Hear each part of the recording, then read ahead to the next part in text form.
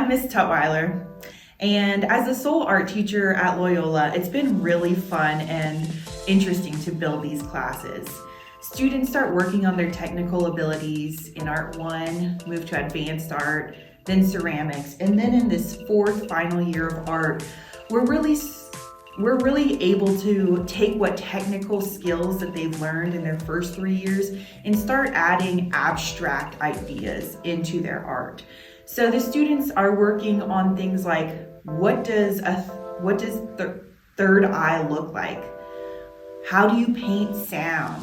What does love look like? Taking these abstract ideas and turning them into art. And that's really what these students have been working on this full year, but especially this semester. And that's what this show is all about. I created this piece with the essence of state of mind and expression. And for the abstract piece, I created like a photo picture thing, and so you can just stand on it and pose and put yourself in that state of mind and expression. Okay, so for my project, I kind of said that the essence of it was vision and perception, because as you can see here, I have like the third eye, which kind of represents what you see in your perceptions. And then I did the laser type of thing right here. So then for my 3D piece, I wanted to incorporate the use of vision as the sense that you use.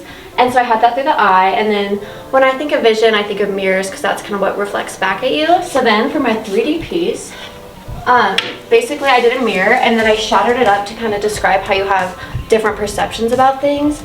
And then I looked up on my phone just a video of the color scheme that I used, so like the pinks and the blues. And then if you bend down, you can like look ahead of you, and then you see like the color scheme of blue and pink and like black and white just reflecting back at you. And then that kind of gets at my vision of, or my concept of vision and third eye and perception. For my art pieces, I started with my painting. I had this dream nightmare, and I couldn't really tell which one it felt more like. And so in my dream, it was me looking at myself through the wall, and it was kind of reflecting on my actions and my life and my state of mind at that time. And so it felt kind of suffocating to me. And so then moving to my 3D piece, I did the same idea, but I added a childlike element to it with the toys represented as buttons, and I also covered the face with saran wrap to make it feel more suffocating and more of what I was feeling through that dream. As I was moving to my interpretive piece, I wanted the viewer to really feel that sense of being stuck and that suffocation, and so I have the girl in the wall finally breaking through those barriers and what she's been through, and it's representing me moving through my life and taking those steps. Okay, so this is my first piece that I started with. It's somewhat accurate painting of an actually anatomical heart. I decided to paint a heart. It was my free choice, and we were in the middle of our cardiovascular unit in anatomy, and I was super fascinated with the heart. And so I worked with that a little bit, and then I ended up painting this. And then for my 3D version, I went a more fun route and took something a little less slimy to a little softer and more almost approachable. It feels like a happier piece than this one, which is kind of like dark with the darker background. And this one I put on a darker background to kind of mimic this, but also contrast with how much more color there is. So I took these two pieces that I had and then kind of moved them both into this creepy, like, fountain type deal that you can, you hear the water coming down, and you can just see how it's like slightly disturbing. I kept the pump in view to mimic the pacemakers that have to go in your heart, and then there's the clear tubing where you can see the red actually flowing through to mimic veins and arteries moving around your body. And then there's this clay tongue-like pooling which flows down, and that's just made out of clay, and then it's sitting on top of an Erlenmeyer flask. So all of it is just kind of sciencey, and you can look at it, and there's and it's interesting to hear when you're not even actually seeing it, and you can hear it kind of like dripping down. And then it's on top of a lab coat, which is also this connection with like science and how you can really visualize a heart. I've had people come up to me and say, is that supposed to be a heart? Yeah, it's supposed to be a heart. And so like when you really look at it and you look at the beaker and you look at the pump and in the red, you can really see from listening and just watching that it's supposed to connect to be a heart. So I started with this painting, and I don't know, I wanted to do something different with the colors, but I also wanted to like have it be put together. So I just created a sun and a moon, and then in the middle of the sun in orange is just like two people longing for each other, I guess is how I describe it. I just wanted to use more calming colors that people normally are drawn to. And then for my 3D piece, I just took the shape of the drawing in white and put it into a headpiece. So obviously it's like a crown, and this sits on the top of your forehead, and that's my 3D piece. Then this is my interactive piece that captures the essence of my painting, and obviously my essence is like longing for each other and a connection like the sun and the moon.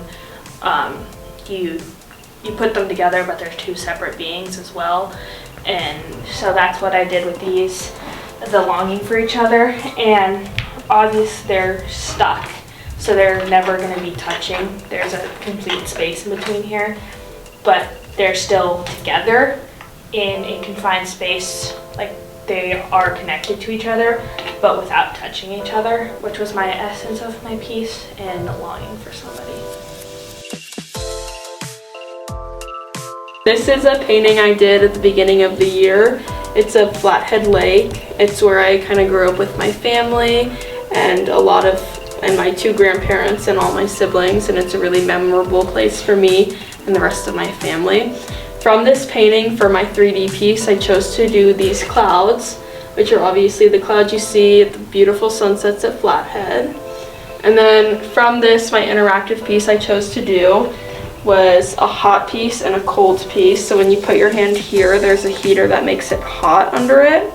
And then up here, the window, it's cold itself. So you have the hot and the cold that you have both your hands on, and you feel the two different things. And then from this, the reason why it's hot and cold is the cold you feel of Flathead Lake, the water, if you've ever been there, and then the warmness of family and all the memories that we have from the lake place.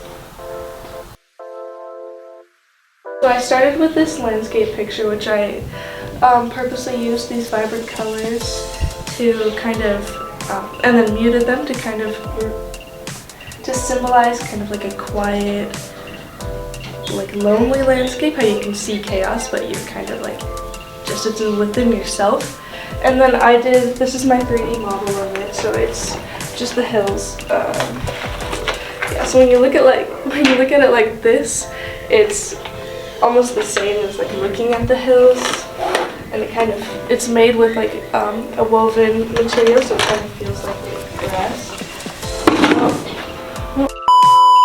From that, I did this eye, which is fallen over.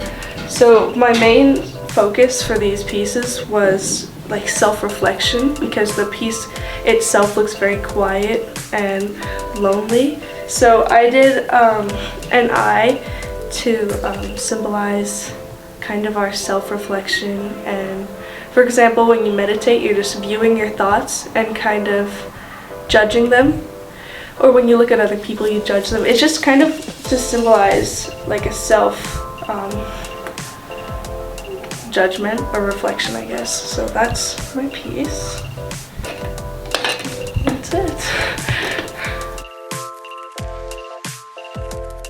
I'm Luca Dombrowski, and this is my painting. I basically just copied a photograph that I'd taken and made it a little more comic, and It's just two characters sitting on a trash can. It's called Trash Star. So for my 3D piece, I went into a VR program and created a scene with these characters. They were being attacked by aliens of sort, and yeah, you can essentially walk around the painting, so it's like a 3D painting. You can't touch it, sadly. But with my final piece, I made a synesthesia painting, or a painting would be a rough word to use for it, but I basically found this program where it allows you to like transform sound into art, and I set it up on that TV in the gallery, and it would interact with your voice. So when someone would walk in the gallery and say something, an object or motion would appear on the screen reacting to the voice.